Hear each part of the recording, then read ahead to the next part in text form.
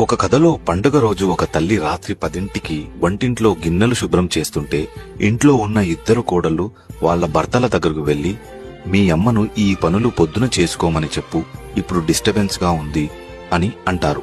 అప్పుడు పెద్ద కొడుకు రూంలో నుంచి వంటగది వైపు నడుస్తుండగా తమ్ముడు కూడా తోడు వస్తాడు.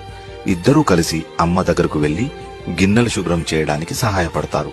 అమ్మ వద్దని వారిస్తున్నా ఆవిడని తీసుకెళ్లి మంచం మీద కూర్చోబెట్టి, అమ్మా పొద్దున్నే మమ్మల్ని కూడా లేపు, మేము కూడా నీతో పాటు పూజ చేస్తాము, నాన్నగారితో పాటు వాకింగ్ కూడా వెళ్తాము అని అంటారు.